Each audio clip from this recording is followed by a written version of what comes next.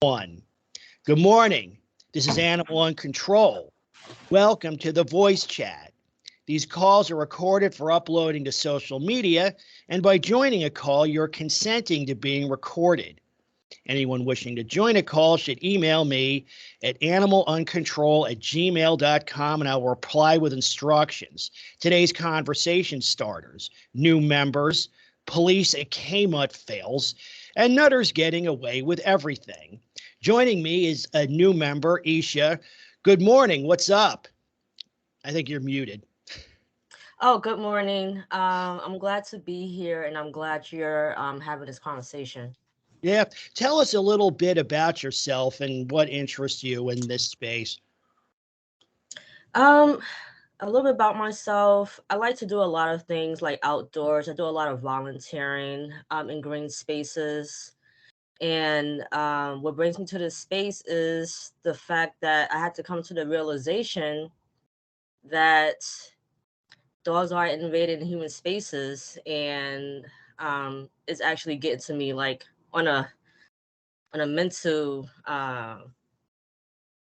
mentally. So Yep. I just needed to find a space, a group that I can like vent to and speak to, because I can't just like, just spill to like random people or just like even like friends, because my friends, they own dogs and everything. So I just thought this would be a great space to join. And thank you for letting me join your space as well. Sure, sure. Yeah, I know there was a little bit of friction joining the Discord and joining this. There's some back and forth between you and I, but the thing is, there's often someone will try to get in here that we really don't want in here. No, I figured. You know, and I it's figured. That's why I didn't and give the any. thing is, it's like, I mean, I can take a dissenting opinion. I mean, you're not going to agree with anyone else on everything, but like for example, one time some clown came in because I guess I or somebody had posted a community invite, and they flooded the whole Discord with zoophile porn. Oh my So then god. I had to clean all that up. Well, I banned the person. I cleaned all that up. Hmm. And, you never know who's out there. Sometimes you also get that, and sometimes you'll get an agent provocateur. Like Hmm. for example, someone really on their side, like somebody really representing the adversary will say, hey, poison your neighbor's dog and post the results on here. And it's like, no, no, no, no, Oh boy. that's illegal. I know it's tempting for a lot of people to do that, but it's not recommended. Let's put it that way. No, And yeah, of course. and I always talk to people first. I'll say, hey, that's kind of not cool. Don't do it. But if they persist, then plonk, flush, goodbye. Yeah, no, I understand. Yeah, Yeah, I mean, yeah. we There, understand the sentiment, but it's just like we still had to like, yeah. do this Well, like within the thing is, yeah, parameters. we don't want anybody to, particularly, I mean, this isn't, I'm not a major pundit or anything, but if you're a public speaker, you can't like entice or incite people to break the law, and also I don't want you know anyone in the space to get into trouble, because that kind of thing is taken very seriously by authorities. So I get a lot of that stuff going on. So I've gotten very, very, strict about who I allow into the forum. So it's interesting. You volunteer, and doing work in green spaces and the like. And it's interesting you bring that up, because I used to be a Hmm. hike leader. I don't know if you listened to that. I think it was over the summer. I did a session on that, like my experiences as a hike leader for a state trail association. Oh no. And Mm-mm. yeah, and I had to, I think it was from August. I think I called it Trouble in Paradise or something like that. But the 5 cent version was, I was a volunteer hike leader.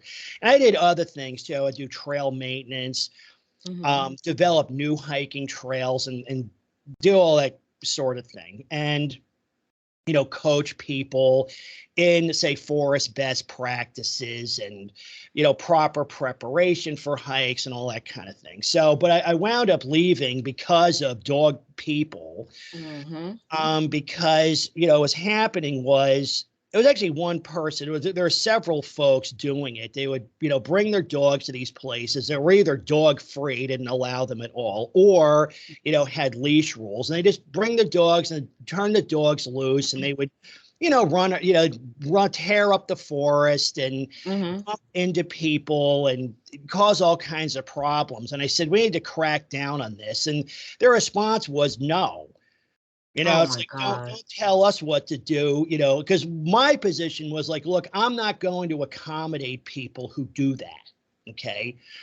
But their response was, from the rest of the leadership team was like, yeah, you do. You can't kick somebody like that out. And I said, all right, fine. I'll just self-eliminate then, like, bye.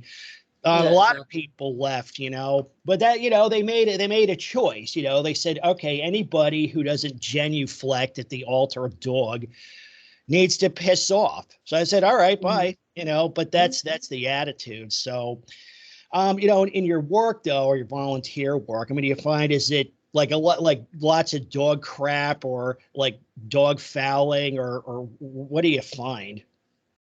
So I do a lot. I think it's called like stewardship. I mean, I could be wrong, but like during the lockdown when we were allowed to, go out, and I took advantage of that time to do some volunteer work and Hmm. fell into like working outdoors, like, because I'm under an organization, and so you could choose like what kind of like volunteering that you want to do. And honestly, I didn't see a lot of like dog poop in like parks and stuff like that, and I think it's because of the parks employees. Like, I forgot what they call them. So maybe they have maintenance to do it, but there were definitely like, dogs around.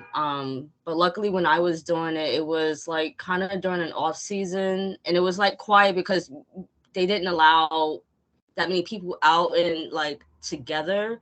So it was just like we kind of had the park to ourselves, but that's not the case today, of course. But Right. at that time, no, I didn't really bump into like, a lot of like dog people with their dogs in the park and stuff like that. And so I felt comfortable. But like now that things are back to normal, that's not the case. Like, I don't even like go on walks anymore in the park because of that. Because Yep. people like to have their dogs off their leash. There's dog poop. I can't run because what if I trigger a dog and it wants to like run after me? Yep. It's just they're taking over. It's like the Yeah. zombie apocalypse. You know what I mean? It's Oh just yeah. Oh yeah. That's a pretty good allegory. Yeah, they're everywhere, and you're right, because if you go running or bike riding, yeah, hmm it'll trigger the chase instinct of these dogs, and of course, if something happens, they're gonna, like, if you were attacked, they're gonna blame you for it. They're gonna say, well, why were hmm you running? It's like, well, that's the whole that's point. I was out ridiculous. for a run. That's why I was running. Um, but that's the thing is, yeah, they always, blame the well, they blame the victim, or it's just, written off as some, hmm some good faith accident. So yeah, it's terrible, because you want to, we what I see going on here is, yeah, you're living a diminished life because of this. And hmm like a lot of people are, I even say I don't even really walk the neighborhood anymore, because of all these, nasty ass, out of control dogs. Because you walk past a house and, yeah, they come charging out after you. And so far, or at least to date, I've been able to deter that just by yelling at them. Yeah, I have a very powerful voice. It really booms. So I'll yell Oh, at okay. them, stop or sit, hmm and that hmm hmm typically hmm deters them. But, what if that doesn't? And then it's like, and I have, means to protect myself. But the problem with that is that, and actually that was something I was going to bring up on this call also, because it seems like there's a sort of the small civil war going on in this space over that. But the thing is that, I mean, my position on that is, if you're attacked by one of these things, do what you got to do, right? And hmm if, if there's some legal consequences, just to deal with that later, because the thing is pretty one of these large dogs, you're attacked by a Rottweiler or a Pitbull or something, you Mm-hmm. could lose an arm. I mean, it's a very, you're not talking about it's just some ankle biter. It's like, no, it'll take your leg off. And you don't Mm-hmm. want that to happen. It's like, look, we were born with 2 arms and 2 legs, and damn it, we're leaving with them. No, that's how I feel. Yeah. Absolutely. We're leaving with them. So yeah, it is. It's like lots of people are living diminished lives due to like out of control, off leash dogs, dog barking, even the dog fouling on the last segment. I don't know if you saw that or listened to it, but we covered an incident where, and it was a fake service dog. I mean, because almost all of them are fake, Yeah, and all of them are. had dire, explosive diarrhea on an Oh, I think I airplane. did hear that in the Yeah, and the supermarket or airplane something. literally it caused Oh, a on the airplane. Oh, on the yep, airplane. Yes, yes, yes. and it caused they had to abort the flight. They had to Mm. emergency because it was a flight from LA to Philadelphia, and they had to land in Kansas City and evacuate the aircraft. And I don't know, like steam clean the whole thing or cleanse it with Oh my fire or God. something because of this. So you think all those people were, all their travel plans were essentially, disrupted by this Mm-hmm. one dog person Yep. and it's one dog, and I'm thinking, Mm-hmm. but so talk about like a diminished life. It's like, yeah, I missed, you missed a wedding or a funeral or a job interview because of that, because Yep. somebody couldn't go a couple hours without their dog. It's ridiculous. So, and I think because you'd been posting some things in the Discord Mm-hmm. regarding, well, like, dogs in grocery stores in your area. Mm-hmm. Did you get any traction on reporting those, or how is there anything going on in that space there? Well, when I posted that stuff, it could have been like last week or so, but I've been so busy with work that I'm actually scheduling to like carve out a time like in a weekend, like so this Yep. weekend to like contact agencies. I already have like video and photo evidence that I've been building up, Okay, good. especially in that particular supermarket, but not just like there, but like anywhere. Like for instance, last night I didn't post it in the Discord yet, but I have it on my phone. I was like downtown Manhattan, and I'm just walking. I'm like walking towards the bus, and I'm like trying to consider should I like get something to eat, whatever. And I walked past a McDonald's, and you can see clear into it, and like in the like soon as you walk in, it's like seating, and off to the side, there's a man eating or whatever, and I think he's conversing with someone else, but he has two like large dogs. Yeah, It you looks like posted that photo. Yep. Yeah, I saw that. I was just no, short. no, no. It's not this one. It's not that one. Oh, It's in the oh, really? McDonald's. It's in the McDonald's. It's two large dogs. And, he's eating his food, and the two large dogs are right there, like almost underneath the table. And I took a video of it. And I made sure that the person's in there. And I'm like, okay, I don't know what I'm going to do with this, but I'm putting it to use somewhere. It's absolutely disgusting. And it's like, I don't know if like the employees are not like given the power or the authority to do anything, but the laws are not enforced. And I have a background in like retail. Like I used to work in a as a barista, and I was a supervisor. And I was given the authority to like, kick people out or, like pets out. Well, dogs, and I don't want to say pets, but dogs out. But I don't know, maybe that authority and that power has been diminished, and that's why they don't say anything. Like, but it seems like there seems to be like some like kind of hesitation or some sort of fear of like speaking up, and Yeah. that's like the common denominator. Yeah, yeah, you're right. There is, and I mean, it's complicated. It can vary by venue. If you read the dog free Reddit, a lot Mm-hmm. of those folks, post on there and they say, because yeah, they're a cashier at a grocery store, a server in a restaurant, and they don't like the dogs in there because they get stuck if the dog pees or craps on the floor, they get stuck cleaning it up. And they're like, you know Yep. what? I don't even own a dog. Why am I picking up dog crap? It's not in the job description. It's not something I should have to deal with. But, they've been told by management, if you see it, just let it go. Like, don't say anything to them. Just don't. And I guess there's a lot. It's kind of complicated. There's a lot to unpack. I mean, part of it's just because dogs and dog people have so much political capital. They're like some sort of neo aristocracy.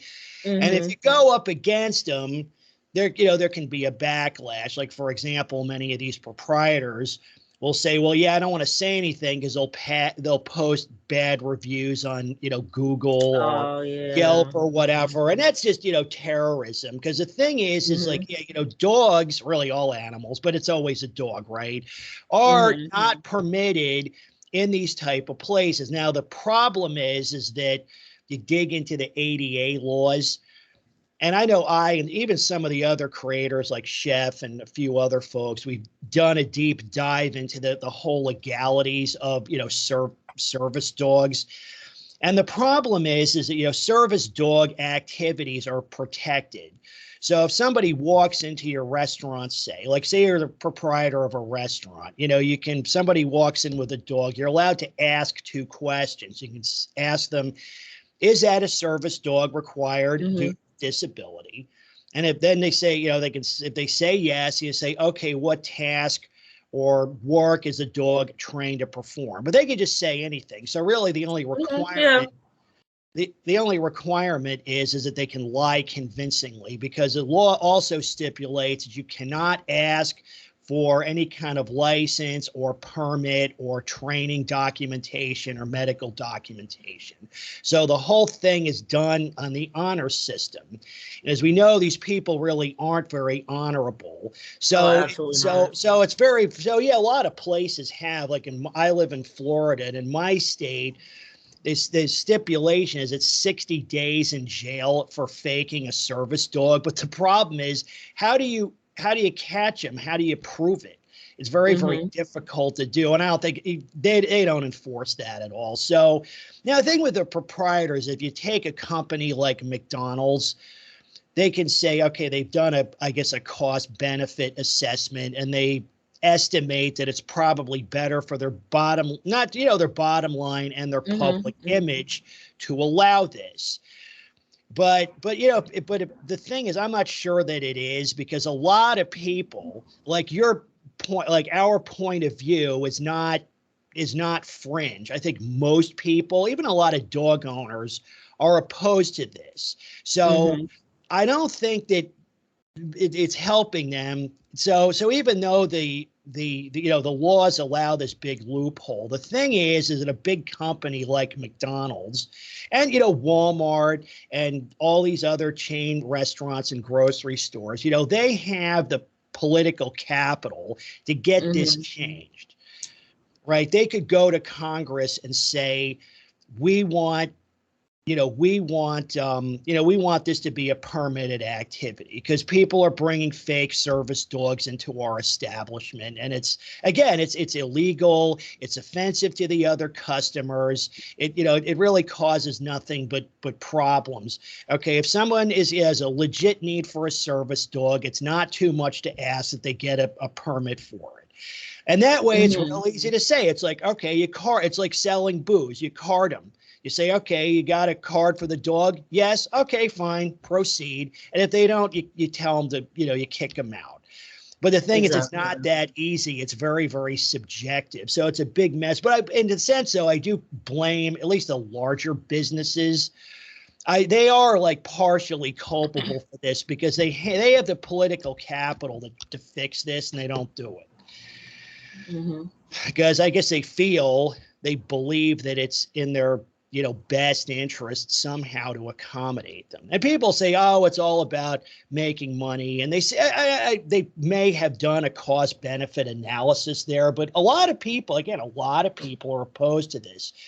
Publix, which is a big grocery chain down here, they passed their new policy is like, yeah, there's like no pets. So if anytime you walk into a Publix on both sides of the door, it's a big sign, no pets, you know, Mm-hmm.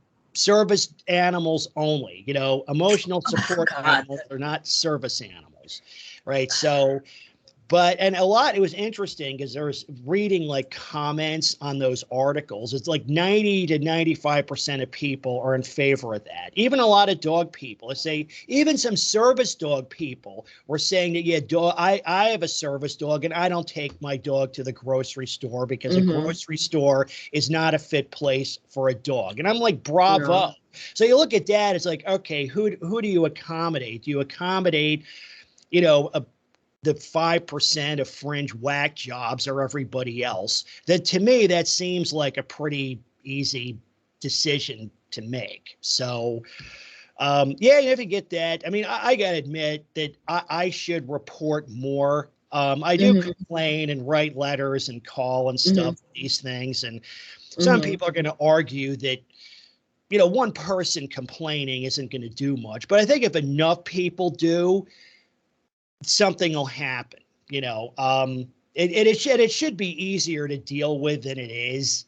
But until it is, you know, I guess we just gotta, you know, do what we gotta do. So Yeah. Yeah. And I'm just gonna touch on, since we were on the topic of like service dogs.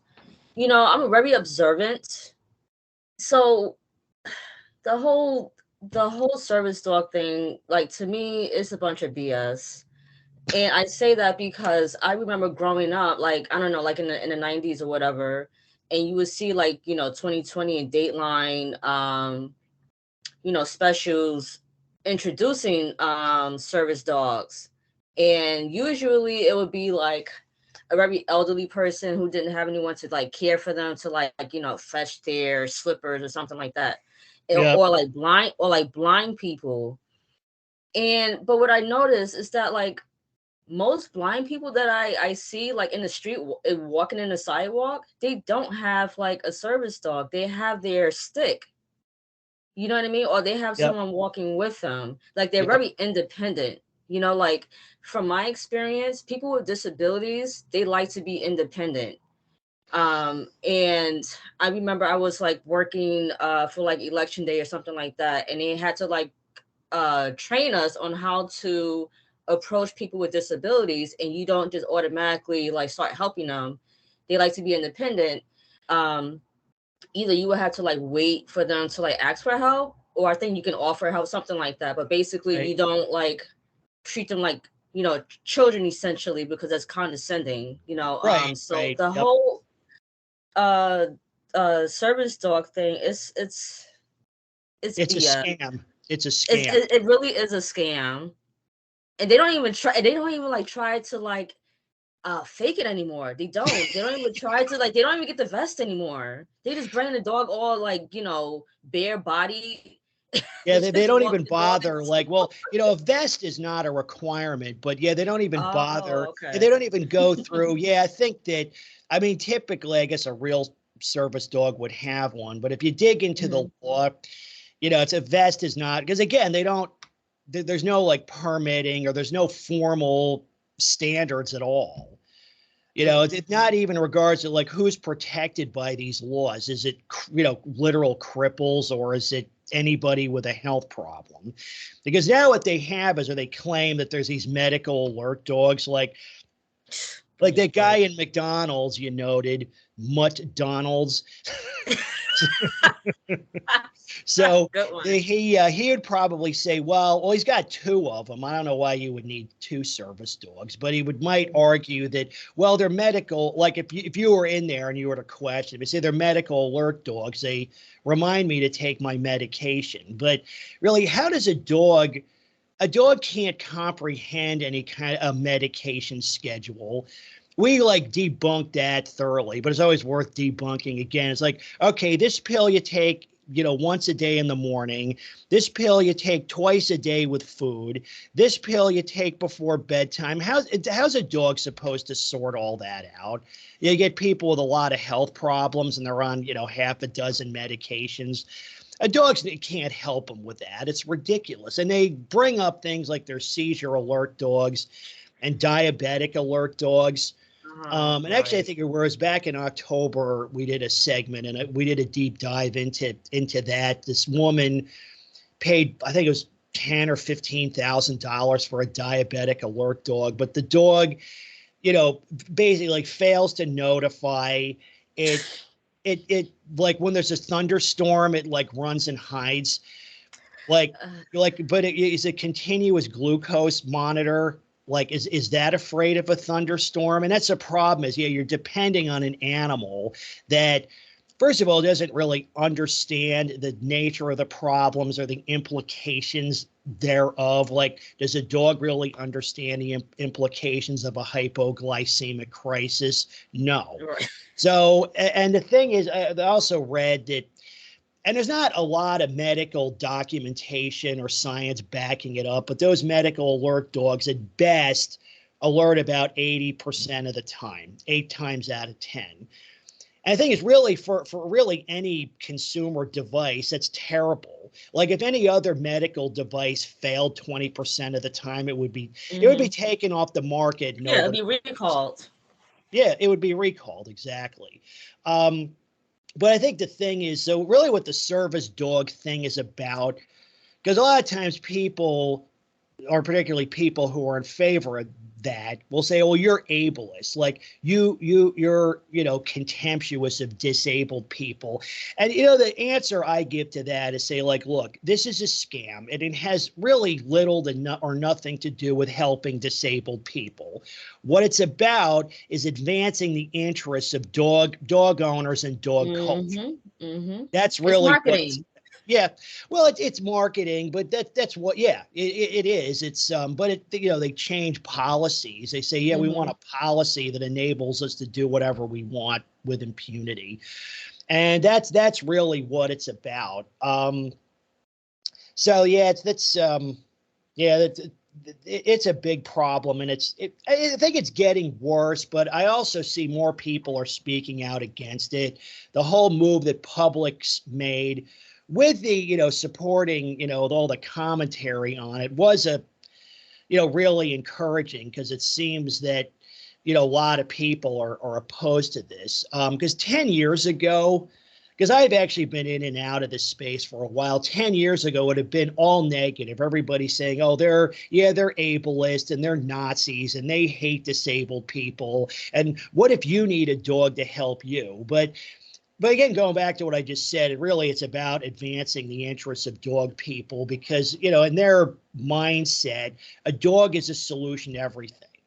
Right. So if you have a health, like if you're diabetic, oh, you want to get a dog to alert you. Right. You don't bother with any of those newfangled like test strips or glucose Right. monitors or any of that. Forget about all that new technology stuff. That you want a dog. That's what you want to get. They think a dog is the answer to everything. It's like if your car won't start on a cold morning. I know, get a dog, right? But that's where it comes from. The whole service dog, scenario is sort of built on that foundation, that a dog is the answer to every problem, whatever it is. So. Yep. That's exactly what it is. I wanted to segue into kind of a related issue, and you might find this interesting. I really also, I like to pick on police dogs a lot. I like to really, like hammer on them. And there was, I'm going to do a screen share. Just hang on a second. Oh, there's that. That's not good. Here we are. Where's the share screen? Oh, the share screen button. Let's see. I want to share this, I think. Start sharing. So can you see this? I'm looking at it says Hendersonville couple gets 1.7 million settlement in canine attack. Can you see that? God. Yeah, I see it. Okay. Yeah. Sometimes the share doesn't work. So here's this Hendersonville couple. I think it's Hendersonville. Yeah, North Carolina. I've been there. Actually, it's a good place to go hiking. Okay. To end litigation over a dog attack in 2020. And it said this settlement marks the end of an ordeal. So this is interesting. So in August 2020, Kevin and Mary O'Neill were heading for their car in the driveway of their home when a Belgian Malinois police canine approached them. As the dog lunged at Ms. O'Neill, her husband went to unlock the car door so they could get to safety. And remember, this is not in pursuit of any kind of actual police work. This is just a loose dog just like berserking and behaving dangerously towards people. So according to the complaint, and we could get into, I mean, it's often, even if they are legit suspects, what they're doing, it's like, this is medieval. It's ridiculous that this kind of thing is pursued in a modern society. But in any case, according to the complaint, that's when the canine attacked him. So the dog was assigned to O'Neill's next door neighbor, Police Sergeant Robert Cantwell. And the complaint, Cantwell is accused of allowing the canine and his other dogs to roam the property at large. Oh my God. Okay. So basically, he just lets, the dog was off duty and is basically allowed to run loose. So I said Cantwell should be held responsible. They're required to be responsible. That's what their training is supposed to mandate. And this doesn't ever happen. This doesn't ever, but this happens quite often. This is not unusual. I was reading, I think it was in one of the dog-free Reds, somebody stated that they were a paralegal at a law firm that represented their city's police department. And this kind of thing happens, is fairly common, where, litigation over, well, either it's, police brutality or some kind of, abuse or mishandling involving a police dog. It actually happened. I live south of Jacksonville, Florida, and there was a case pretty recently where, a police dog got loose, off duty. He was just running at large and injured 3 people. Oh my God. Just at random. And actually, one of the victims stabbed the dog. And of course, what's the response? Oh, is the dog okay? Yeah. Oh my gosh. I'm not surprised. I don't know why I even reacted that way. Yeah. Well, that's the way dog people are. So so they should be responsible. So what happened was the dog attacked him. Mr. O'Neill suffered injuries to his face, throat, chest, abdomen, and other parts of his body. The O'Neills want the city to take responsibility. The acknowledgement that somebody had done something wrong and willing to acknowledge that and accept accountability for it. And that's one of my premises is a dog culture, and police dog handlers are part of dog culture. They're a component of the mutt matrix. The whole thing is about avoidance of responsibility. They say, okay, yeah, I let my dog run loose and it attacked you. Well, it just sucks to be you, right? It's like, I had nothing to do with it. The dog is fine. I'm fine. You're in the hospital. But again, that's a you problem. So that just closes out the incident. So now the O'Neills in the city hope the incident will prove a lesson that will keep similar attacks from occurring. But again, this is not uncommon. A lot of dog people are going to claim that, well, this kind of thing is very, very rare, but it's not. And if you look, I did a Muttheads monologue on this and went through it. And this kind of thing, it's happened multiple times, just as I said, in my local area. It's not uncommon at all. So we talked about it. It wants to be a learning lesson. So, yeah, and of course, the dog nut cop, Robert Cantwell, remains employed with the Hendersonville Police Department. After the incident, the canine was donated to a former police military dog nonprofit in Texas. So the dog was retired essentially. There were some other articles on this. There's a better article that's behind a paywall, but this is a big problem also. And it seems that, police dogs, I think, are another scam. I think someone else in the Discord referred to it as a performative stunt. They sort of use them as a way to, they say, oh yeah, we're using dogs. Dogs are great. See how great this dog is? Attacking the next door neighbor for no reason. Like, how great we are. And it's just part of their whole circular logic, sort of endless feedback loop of bullshit, right? Yeah. So it's this, and the lid needs to be blown off of this also, because this is one, similar to the service dog scenario. This is something I think has negative net value. Police dogs are a liability. The other thing I pointed out too in my monologue was that they talk about sniffer dogs, because if you speak out against this, what are you going to hear? Well, search and rescue dogs, sniffer dogs, dogs taking down suspects. But there was a Supreme Court case in 2013. It was Florida v. Harris. Mm-hmm. I think it had something to, well, really, it was somebody was suing under the Fourth Amendment because the cops had used a police dog as sniff as pretext or probable cause to search somebody. And evidence was submitted to the court that 80%, 8 out of 10 of police dog sniffs are wrong. It's either a false positive or a false negative. And talk about terrible. That is a complete fail. Yet these things are still used. So they're just a miserable failure at their job. They're used to violate the rights of people. They injure random people. They're a huge liability. Like in this case, wow, what happened to my screen? Yeah, the city's got to pay $1.7 million to somebody mauled by a police dog. And that's what they're doing. I mean, these dogs are trained to maul people specifically. Yeah.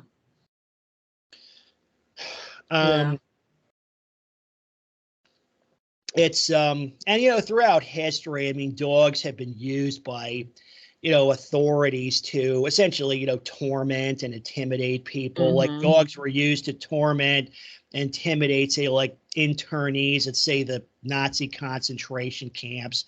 They were unleashed on civil rights protesters in the 50s, 60s. They were used to keep slaves in line back when that was a thing. It's like the pedigree here is terrible.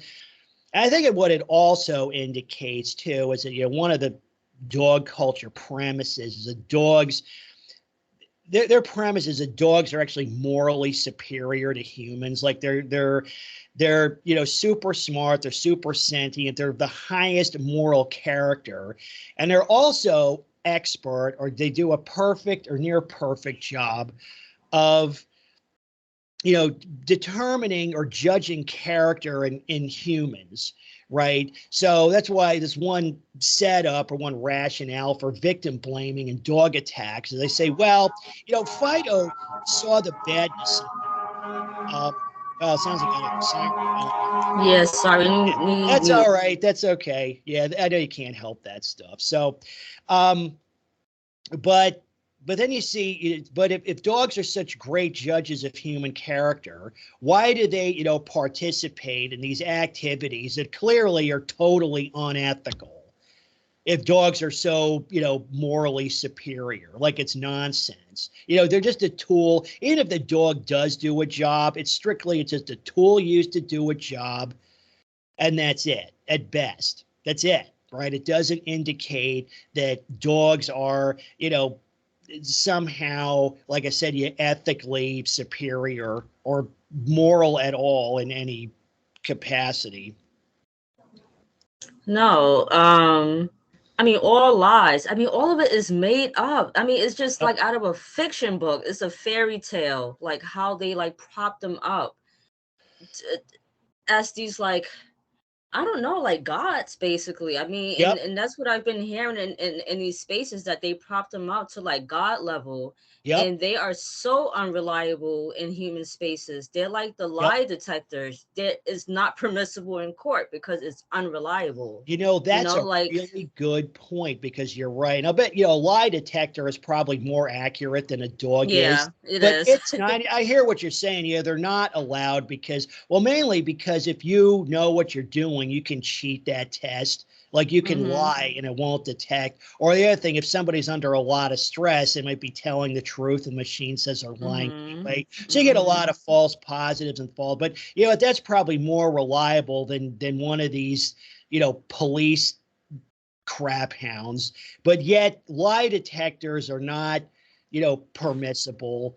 I mean, you can take one, but they're not really all that relevant or treated all that relevantly. But what was interesting with the Florida v. Henderson case was, and the court should have just thrown out police sniffs, because if they fail at 80% of a 20% probability of something isn't, I don't think it even rises to the level of probable cause or reasonable suspicion. But I think the court said that the police sniff could be used in, like, a sort of as part of a bigger picture, right, as a factor in determining, say, probable cause. So there has to be some other reason to search the person, like maybe they've got cocaine dust all over them or whatever. But if Mm-hmm. that's the case, what do you need the dog for? Like if you have probable cause without the dog, then why bother with the dog? Is just a liability. It's probably at best it's just taking up space. And you're right. It's so much credit is given to these animals that they just don't deserve. First of all, yeah, they're not brave or courageous or moral. They're not smart enough. Right? Probably at best, they're tools used to do a job. And most of the time, they don't even do the job. They're defective tools. Um, but, and you're right too, is like many dog people, and I've done monologues on it. Actually, if you watch it, we did it was actually kind of we did a dialogue. I think it was back in July on the 10 Commandments of Dog.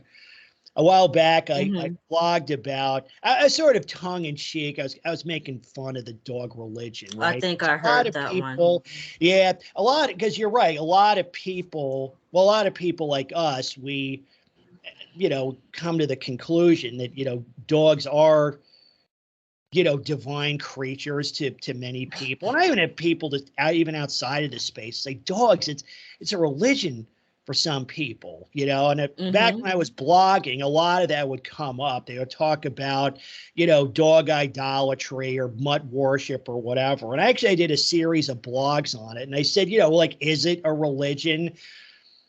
And we did a really deep, like, philosophical dive into it. And the conclusion is, yes, it is. It is a religion, among other things. I mean, but just like religions have things like social and political and financial aspects to them, but it is a religion. And I said it meets the basic criteria, because what do you have? You have the object of worship, which is the Mm-hmm. dog itself, and you have a belief system, like you were just saying, if they have a belief system that's really based on faith, like they can't really prove most of what they're saying. In fact, most of the proof indicates the opposite, right? Or even some of their basic premises, like dogs are man's best friend, and only dogs give unconditional love, and yeah, dogs are great judges of human character, and blah blah blah blah. And Mm-hmm.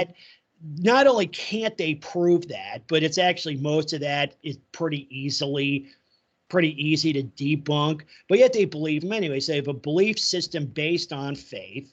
That's number two. And number three, that belief system is immutable. In other words, there's no wiggle room there. It's not like dogs are often man's best friend, or some dogs give unconditional love. No, these are axioms. These are essentially presented as facts. These things are true. So anyways, I wrote up the 10 Commandments, and actually this was last decade, and I wrote up the 10 Commandments sort of as a tongue in cheek. And actually there's a Mm-hmm. link in the Discord if you want. I updated it for this decade. I created the version 2.0. But if you read through that, because what I did was I took everything they said or do, dog people, and sort of Mm-hmm. distilled it down to a set of first principles. Like, dogs are all perfect.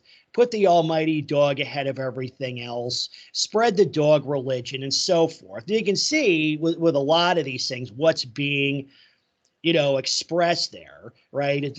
Whenever any of these incidents, like service dog fraud, it's like, well, you have to, thou exist to serve the almighty dog and his keeper. So that means if you're a proprietor of a restaurant, you have to accommodate that mutt, whether you like it or not. It's a very elite thing. So, it is still, so yes, it is a religion. And some of them literally believe that dogs are divine. I mean, they say so flat out. The dogs are divine, supernatural creatures. They're these perfect fur angels, sent down from heaven and so forth. But then you have other folks who that they practice idolatry, which makes sort of quasi-religious, where with idolatry, the object of worship is something, it's a non-deity. It's like a person or a thing or whatever. But it's still, religious. So yeah, it is a religion. It's a religion. So dogs are sacred animals in our society, and that's why we have so many problems with them. It's a root cause. Yep. Yeah. Yep. Yeah, I wanted to segue into something else, and okay. There was actually something else I really wanted to bring up because it came to my attention. There's a follow-up on a case I was following. Well, actually, no, it was probably not last year. It was probably early 2022. And there was a pit bull mauling in Oklahoma. It's a little 1-year-old boy was torn up really badly by a next door neighbor's dog. And what was interesting about the case was, and I guess the topic of this discussion is dog nutters getting away with everything. And so I have this little boy, his name is JJ Rodriguez. He was mauled very, very badly by a next door neighbor's pit bull. And what's interesting about the case was that, one, pit bulls were illegal in the town in question. Although I believe Oklahoma is a preemption state, so maybe they chose to nullify the preemption. Pit bulls were illegal. They also had too many dogs, right? They had more than the stipulated number of dogs allowed in the home by code. And the dogs had also been lots of offenses. The dogs had been running loose. There'd been plenty of complaints about these dogs before this happened. And that's why I said, what we need prompt corrective action. I mean, to the extent that these things are allowed to be owned at all, authorities need to take prompt action. Too many dogs, you get rid of some of the dogs. Illegal dogs, they're all, boom, gone, all of them. Dogs at large, it's like, you just escalate the fines every time you double the penalty until they get their what together, or they get rid of dogs, right? And that would prevent a lot of these tragedies, because you get into the space. A lot of people are pushing for BSL, breed specific legislation to restrict pit bulls or other breeds of murder mutt. But the thing is, that's only useful if they actually enforce the law. Exactly, and they don't. If they don't, and it's more of a suggestion. Yeah, well, it is. It's like, we kind of like it if you didn't own pit bulls, but if you really want to, go right ahead. It's fine. Don't worry about it. So here's what happened. So dog mauls a kid. And what's funny was, the owners didn't go to jail. They should have, but they didn't. I believe the family, JJ's parents, moved away. The dog owners were allowed to keep the other 4 dogs, the other 4 pit bulls. 4 pit bulls? 4 pit, well, they had 5. The pit bull that actually mauled the kid was put down. Now, I should have gotten rid of all the dogs, because, I mean, even these people have clearly demonstrated that they're unable to, meet their obligations. So but actually, supposedly they were also banned from owning dogs, but that wasn't enforced either. So they still had 4 pit bulls. They had 4 illegal pit bulls. Actually, they were double banned because the pit bulls are banned, and the judge ordered they can't own dogs anymore. But they continued to keep 4 pit bulls after all that. Oh. And this is how bad it is. So what happened was JJ's parents. I know that the Oh, poor thing. Oh my yeah, God. I may have to. See, one reason I record these is so, if something shows that we don't want shown, I may superimpose something over this. Mm-hmm. But yeah, you can see this is, I guess a couple of years after the attack, and he just supposedly, oh, he's doing great. It's like, his life is basically ruined, and that's what it is. It's Doing criminal. great. It's criminal that these dog owners are allowed to just ruin people's lives like this with impunity. Imagine somebody owns 5 guns and they rob a liquor store and shoot up the clerk, and the only penalty is, well, you got to get rid of the 1 gun that you use. But other than that, it's fine. Exactly. And don't get the wrong idea. Like, I'm a 2A guy, but like people who abuse that need to lose those protections also. But so this kid is torn up. And anyway, the family, they drove by the house, and what did they see? Let me back up a little bit. Okay, I don't want to show that. Okay, so I don't know if the sound will come through, but you can see. So these are the dog owners in that case, right? So what do you see? Watch carefully. They're no longer allowed to own dogs, according to the narrative. What did they see? Boom, let's back up. Obsessed. What do you see? They got themselves a new pit bull puppy. Obsessed. Can't live without them. Yeah, the thing is, like 4 pit bulls doesn't satisfy their pit bull fix. They got to go out, and that is why, like, I'm adamant that people like this belong in prison, because they're just going to keep you can ban pit bulls, you can ban people from owning dogs, but they're going to keep doing it until they're locked up. Exactly. They're going to, that's why, again, when we put gun criminals or any people, whatever, like, knife murderers or drunk drivers, I think I probably shared a story again. We'll share it again. There's an acquaintance of mine, not a friend, is a friend of a friend, who recently got out of prison for vehicular DUI manslaughter. He got drunk and killed somebody with his car, and he was sentenced to 8 to 10 years in prison, right? And you're thinking, well, it's done after the fact. Like, it's not going to bring the victim back to life, is it? But what it does is it gets people like him off the street because, and I don't really know this person, but it's the same kind of mentality. If they let him off the hook, or even just taken his driver's license away, he would have just gone right back to driving drunk. And he may be doing it now. I don't know. I don't associate with those people anymore. But that's why we have, that's why we lock people up. It's like, it's not to undo the crime. Like, throwing these people in prison is not going to unmaul the kid, but at least it prevents them from inflicting future harm on others. Exactly. It serves as a deterrent also, because one reason we have these problems, even like with the service dogs or even that police dog situation, that cop wasn't punished. The dog wasn't even put down. It was like, oh yeah, they will just pay off the victim and everybody moves on. And yeah, people like that cop is a criminal. These people are criminals. I mean, in the abstract, like, maybe what they're doing is, well, actually, it's not legal.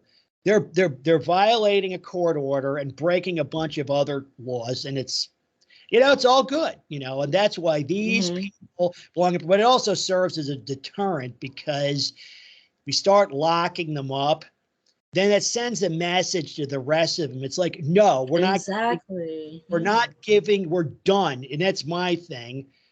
That's where a lot of people in the space come through. It's like, I'm done. We're done giving these people a pass on everything. That regime needs to end.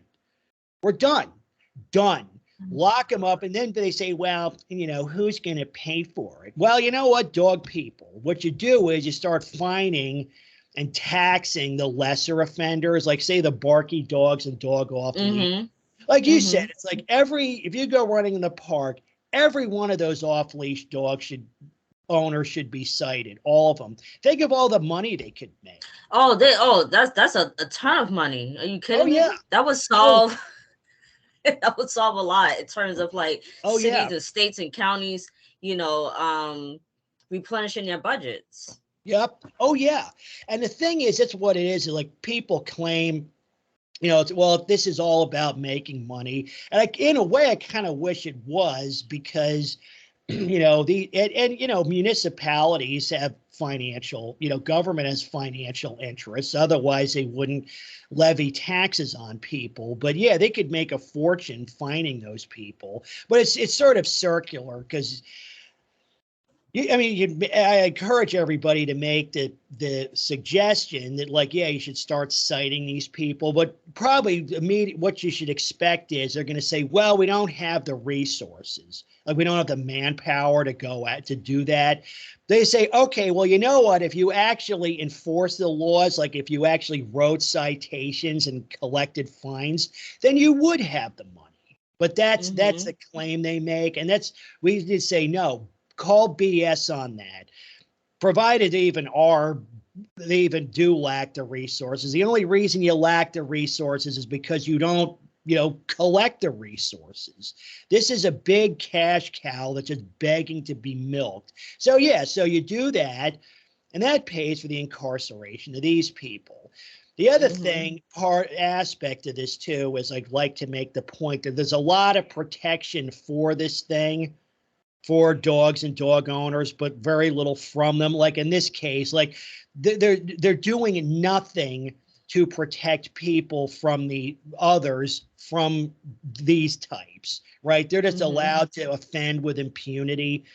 But on the other hand, if something happens to a dog, right? Like let's say, then yeah, the cops are all over that. So really what it comes down to is priorities. Right, because Colleen from Dogs Bite Org and I were on one of these calls a while back, and she was saying, one of the big objections to BSL and other dangerous dog laws is, well, they're quote too expensive. But really, yeah, that's just a passive aggressive way to dodge the issue. Like, well, it's too what it comes down to again is priorities, because if somebody does something to a dog. Like if you just go, if you grab a bat and say, I'm just going to go beat the first dog I see, you're going to be arrested for animal cruelty. They're going to go after you with a vengeance. But it's sort of like, where do the resources for that come from? Like all of a sudden now when it comes to protecting the dog, all of a sudden there's all kinds they've got more money than like Bill Gates after a winning streak in Vegas, right? Yeah, exactly. But if the dog were to attack you, they'd be like, it's going after them. It's just too expensive, But that's just it, because it's priorities, and the priorities need to shift. Needs to shift away from protecting these things, right? The protection for these things needs to be withdrawn, and the protection from them needs to be enhanced. You need to sort of level the playing field. Absolutely. And it's definitely not even close to being even. It's not, and that's a lot of people ask, because we're going to have, I think initially I planned a session for, Martin Luther King's birthday. And I wanted to, talk about like civil rights, particularly equal protection of laws. And that's a good one. That's a good one. And the thing is, some people could argue, well, it's not a true equal protection violation but it is. And if you even look at, not just in laws, but public policies. Like you look at this case here with these pit nutters, it's like the law says, oh, okay, they can't own pit bulls, they can't own dogs at all, but the policy is to just let them do whatever they want, regardless of what the law says, right? But Mm-hmm. in other cases, they say, okay, if there's like say animal cruelty laws, well, those are enforced to the letter. So you definitely have there's a big inequality, definitely in public policy and in black letter law also, right? Like if you Mm-hmm. consider my acquaintance with the DUI conviction, right? Like if he'd sicked his dog on somebody, killing them, he probably would not have gone to prison. And you think, okay, you say, well, drunk driving and basic, harboring dangerous dogs, like it's a false equivalent, they're not the same thing. But the common thread is those people, they're recklessly endangering others by Mm-hmm. pursuing that interest or that activity. And when there's a really bad outcome, yeah, action should be taken against them. Otherwise, they're just going to keep doing it. But that's talks about. So I think some folks might argue it's not a per se, you know, equal protection violation, but I think it definitely violates the spirit of it, right? I mean, if we should all be held to the same standards. But you see this throughout this whole space, this whole mutt matrix, is that if you do something with a dog, it's treated completely differently than if you do more or less the same thing via any other means, right? So you do have definitely two different sets of laws, two different sets of policies, via the dogs versus everything else, even if it's another animal. Mm-hmm. I vlogged a situation, actually it was in Florida, where the family pet snake killed the kid. And both parents got 12 years in prison. 12 years. Oh. Okay? But then, you sort of juxtapose that with, because Mm-hmm. this is around that time when those two kids were killed in Tennessee, where the family dogs killed both kids. Oh Those my parents God. weren't arrested. Everybody's like, oh, those poor people. Let's raise a couple of 100,000 in GoFundMe money. But really, what's the difference? Both cases, the family pet killed, but it was handled completely differently depending on the species of pet. And people can say, well, snakes can be dangerous. Yeah, snakes can be dangerous, and dogs can too, obviously. Exactly. They just refuse to see the connection. Yeah, yeah. And the thing is, when you compare those, you can see there's definitely, again, if it's not a per se equal protection violation, it's a de facto or a practical one.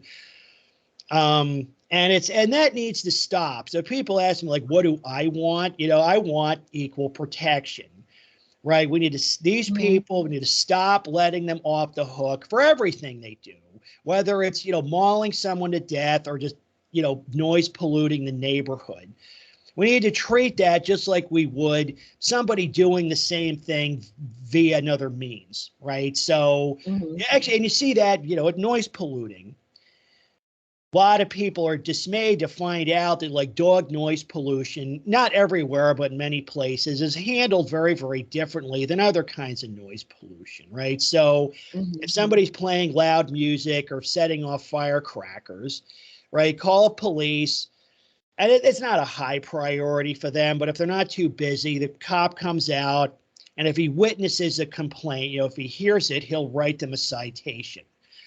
But if you Mm-hmm. got a barky dog, it's handled completely differently, right? They say, okay, nobody comes out. They say, okay, you got to keep a barking log for X number of weeks, and you have to accrue hours of video evidence with sound, and you have to go to animal control and swear out a complaint and have it notarized, and you have to Oh. have like at least two other neighbors co-sign the complaint, the infamous multiple household rules, and then it goes to court, and then the judge decides that they should be written a citation. All this extra due process that the dog people get that nobody else gets. And it's ridiculous. It's unjust and unfair. And that It, needs to change. Just, you know what, just treat it like every other source of noise pollution. Like, why not just do that? Right? Like yeah, what?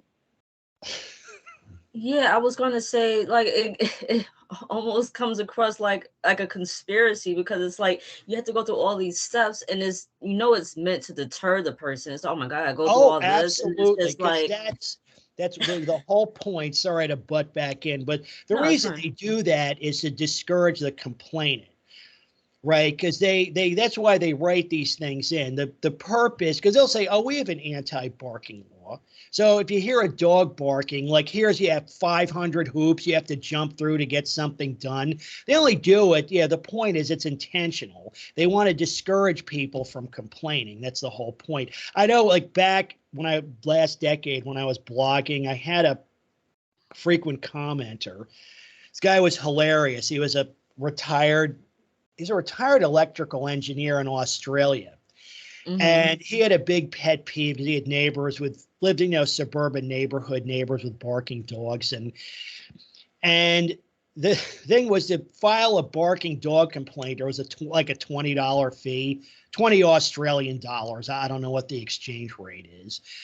So they Mm-hmm. got all these complaints. They're like, oh, what do we do about all these complaints? Right? The town council says, I got an idea.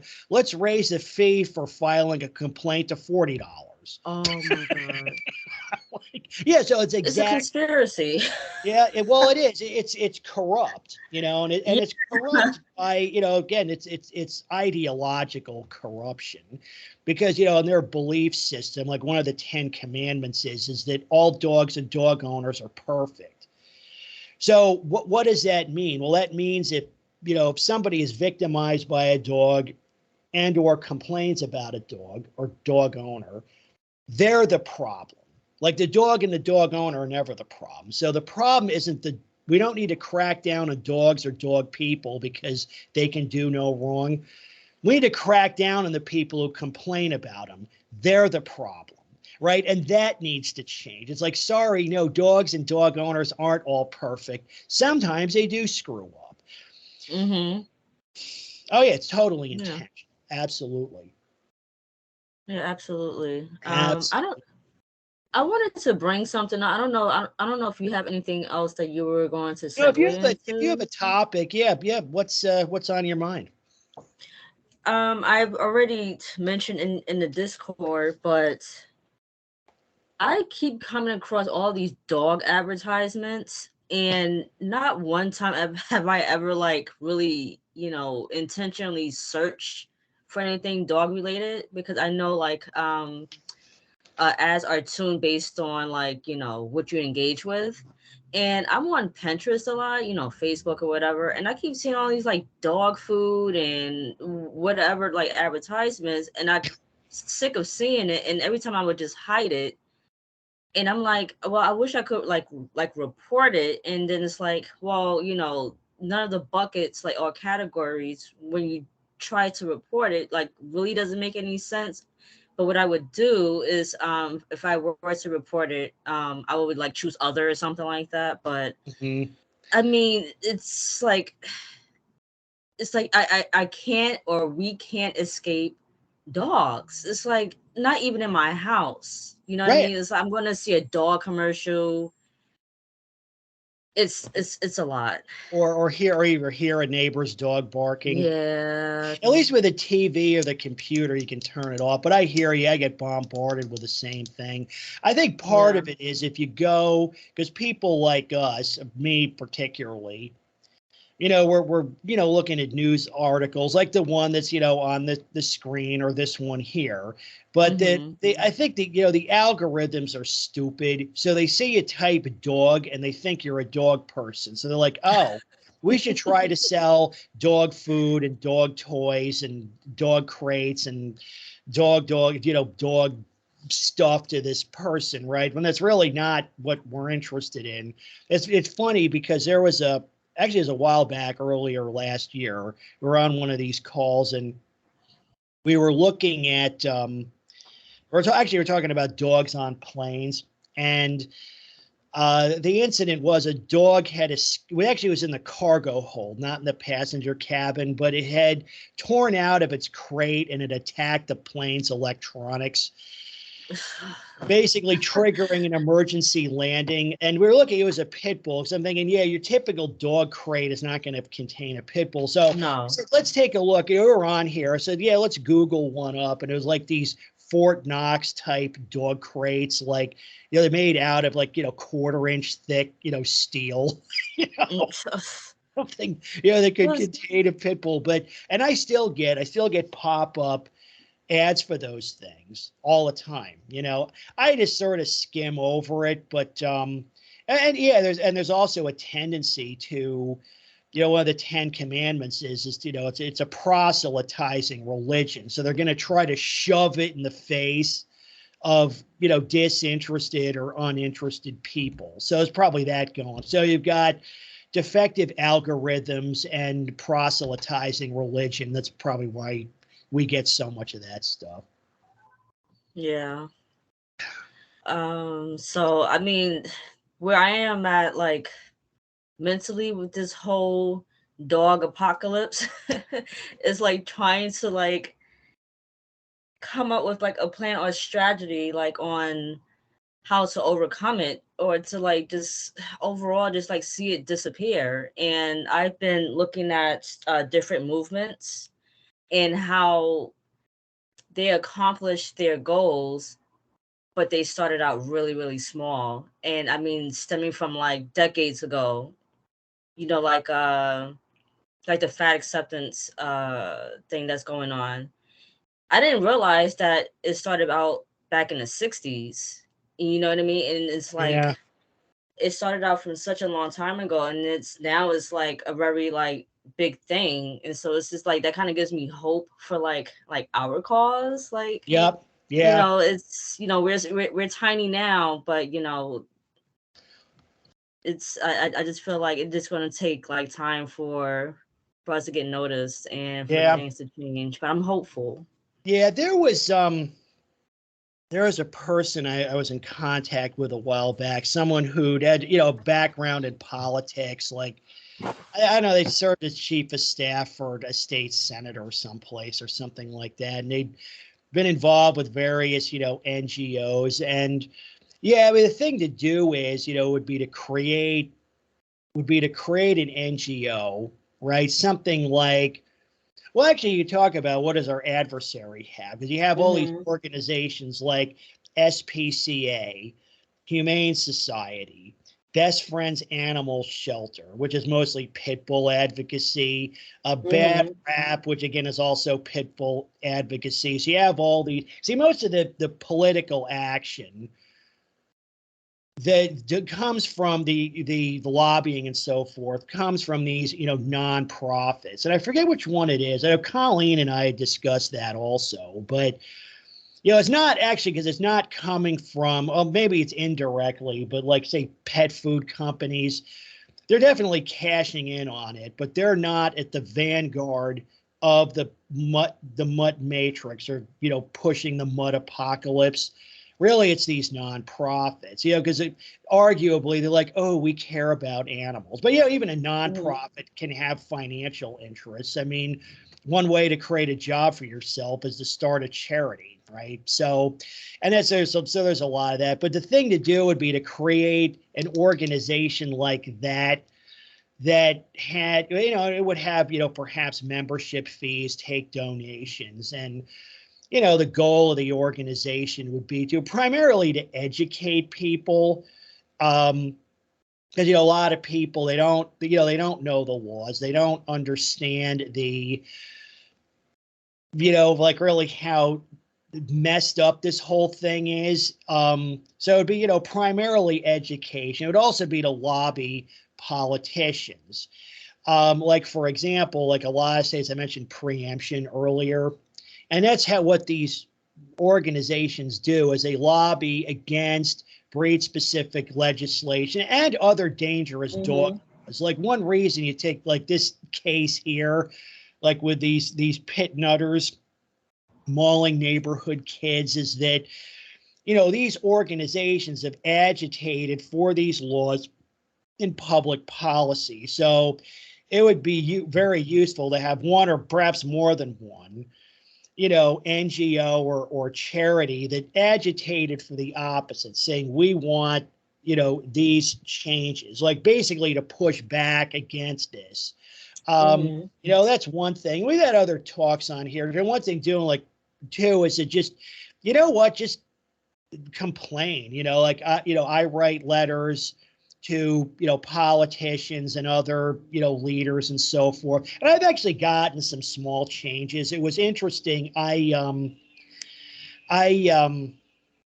remember earlier I mentioned, some of these barking dog laws, and our county tried to implement something like that.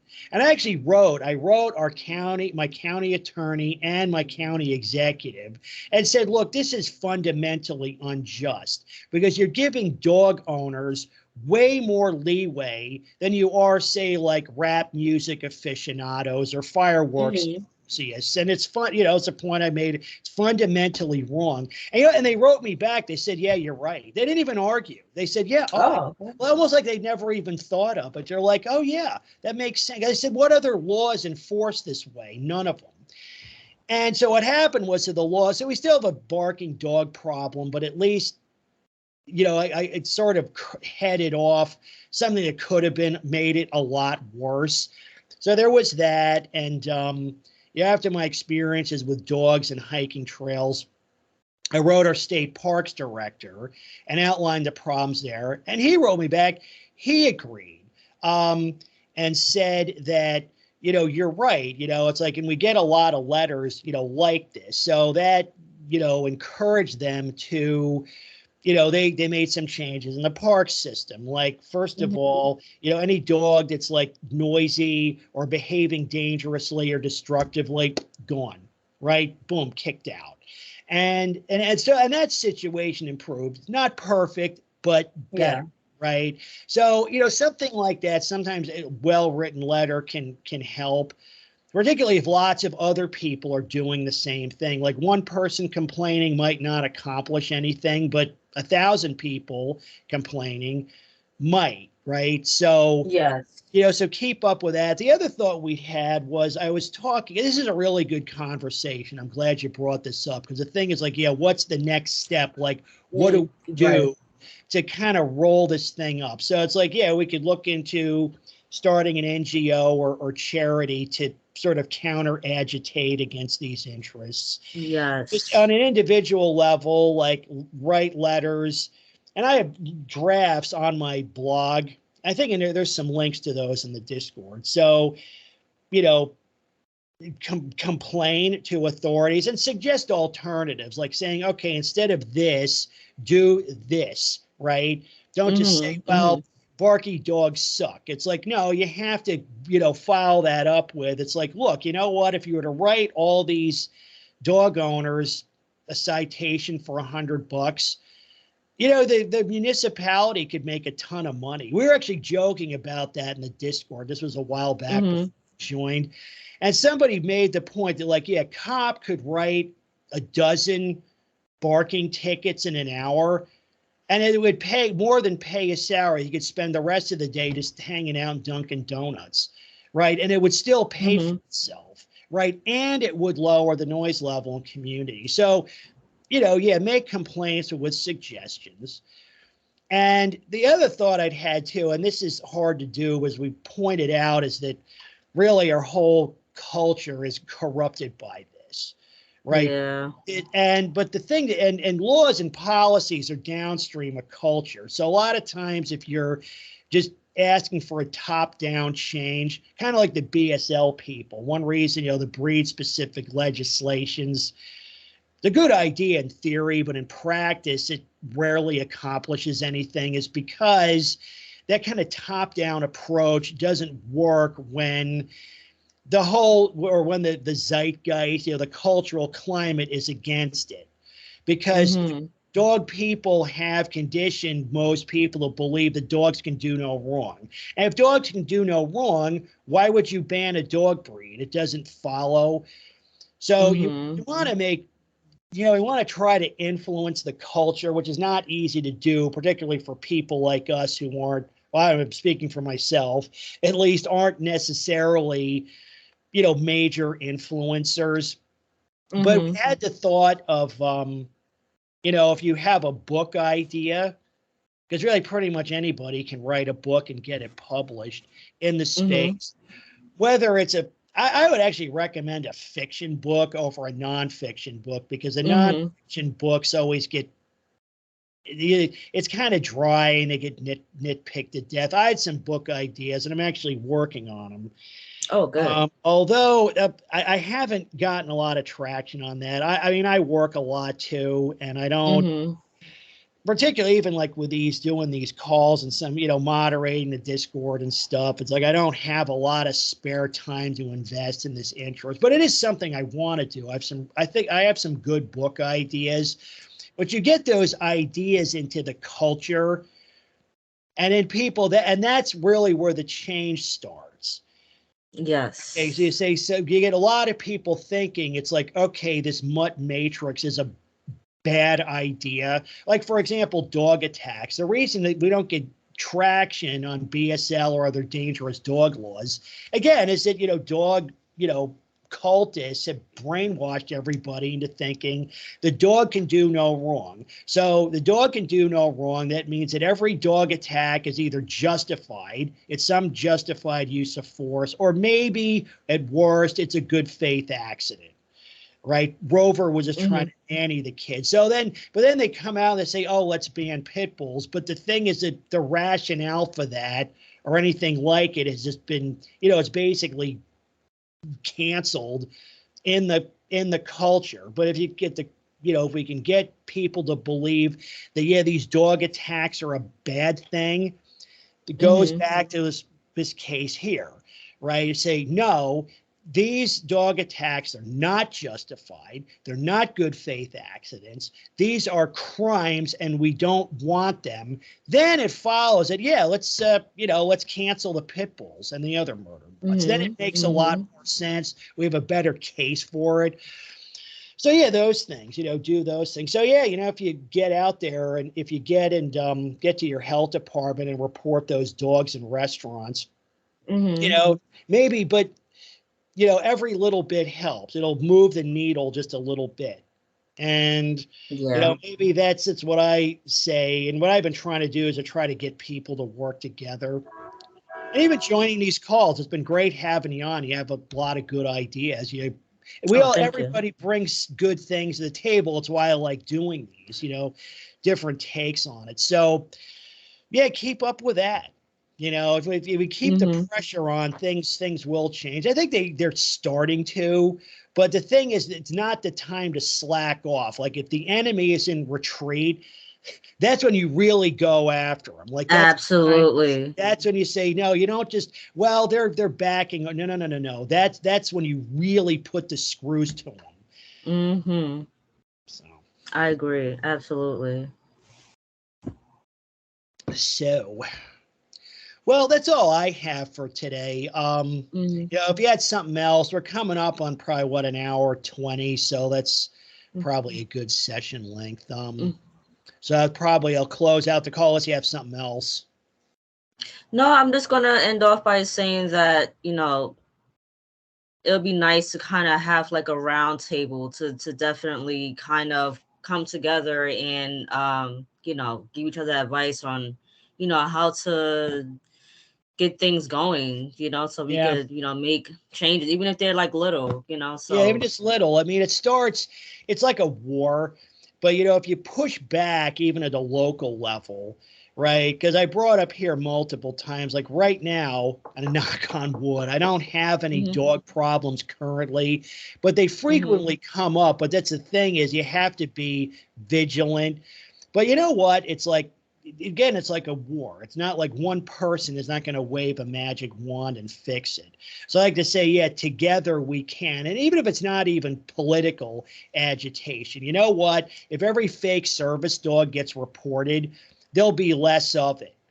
Might not go away, but there'll be, and maybe we won't need to ban them or institute a, some kind of formal permitting system.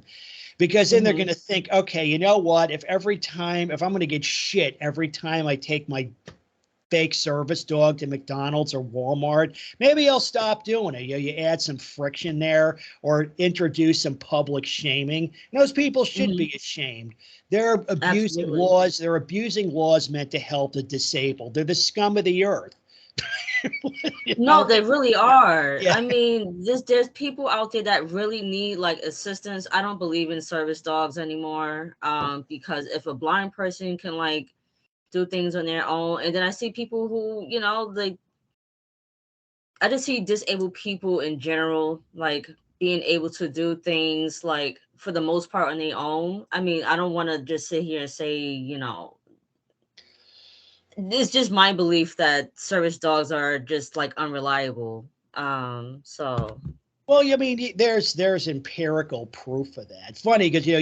you're in Manhattan. 'Cause, I'm from Jersey originally, and I Mhm. worked in Manhattan we used to go in quite a bit. And I worked in Manhattan for quite a few years, and I mentioned this in one of my vlogs a while back. I think it was like 16th Mudheads monologue. If you want to root through and listen to it, I related an encounter with a service dog. And this is late 90s, 98 maybe. Mhm.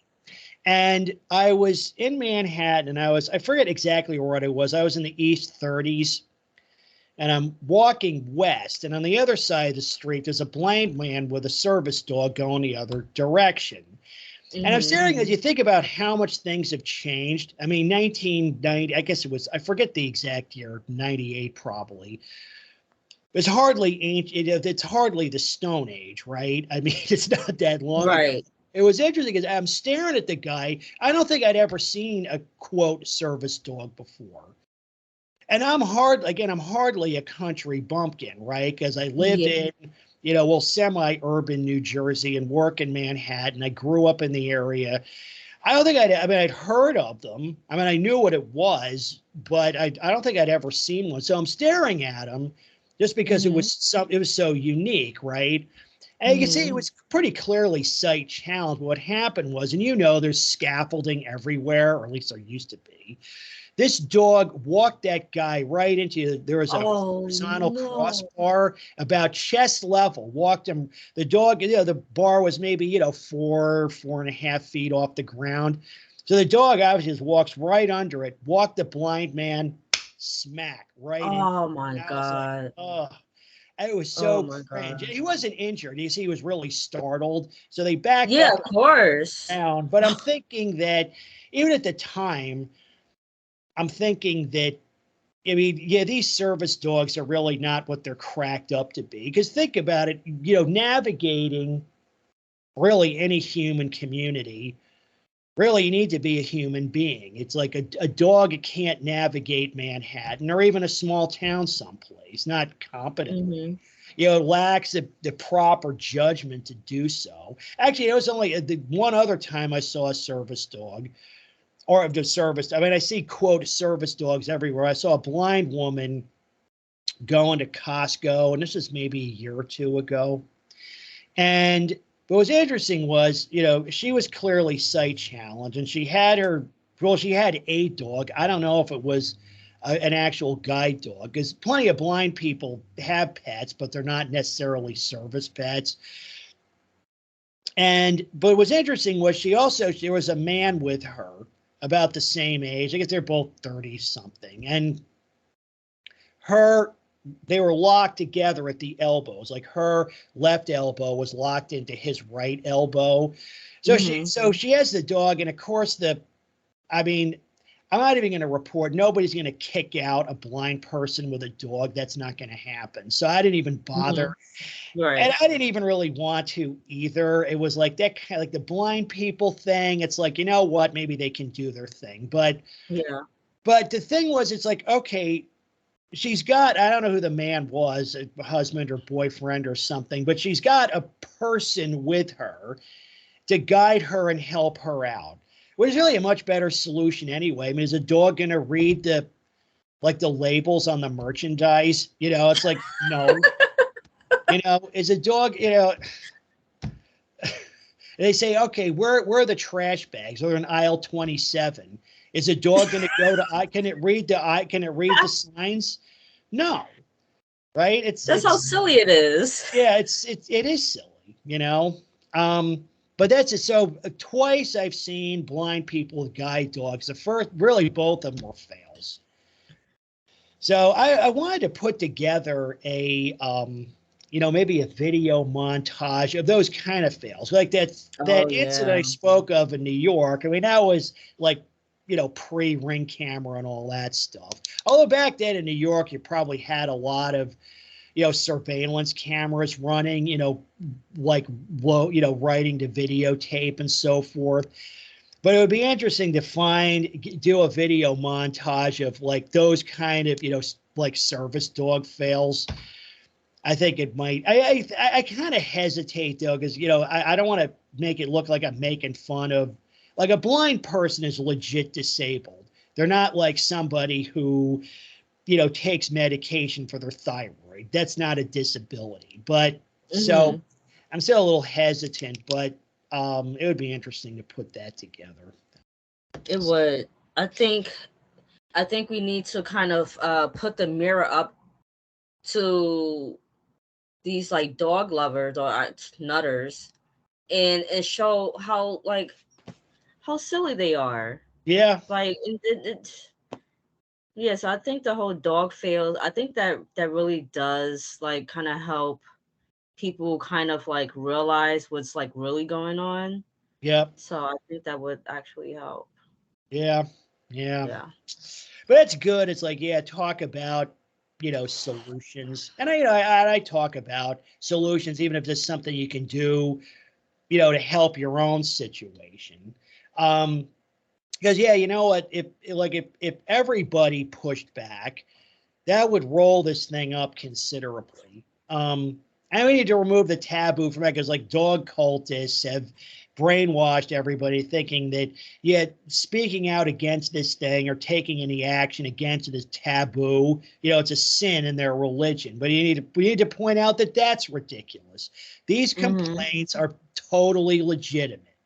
Okay, and you have every right. Don't believe any of their bullshit. A long time ago, I posted it was a barking dog bingo card with all the excuses they make. Like things like, well, he's just doing his job, or dogs bark, it's what they do, or you're too sensitive. But that's the thing. It's like, maybe you get a barky dog problem, you're going to hear those. So I said, you know what, if you can get like 5 across anywhere, yeah, I win, And I think you really need to make fun of dog culture. Yeah, put the game in like Target or Walmart or something. Yeah. Well, or particularly that's where if you have a neighborhood barky dog, and the police will do that. But like if the cops or animal control, starts up with those excuses, like, hey, could you give me a few more? Like I could win, Let me see if I could bring that up. Hold on a second. Let's see. Useful links. 10 Commandments, barking dog bingo. Oh, you know what? That's the wrong browser window. Let me do this just real quick. Maybe I'll put this in the video description, because I'm still sharing, right? You can still see this. Okay, so yeah, this is a barking. Yeah, I wrote this in 2012. I've been in and out of this space for a while, but this is how you write this. See, it's barking dog. See, it's fun. Everyone is playing it, but these are all the excuses they make, right? So if you get 5 across, or maybe even diagonally, you win. Get a life. It's not bother. These are the excuses that either the dog owners make, or people who apologize for them. Like, you call the cops, they might say this, and they just get used to it. The dog has a right to express himself. It's not bothering anyone else. Stay out of my business. So yeah, so you could play some barking dog bingo.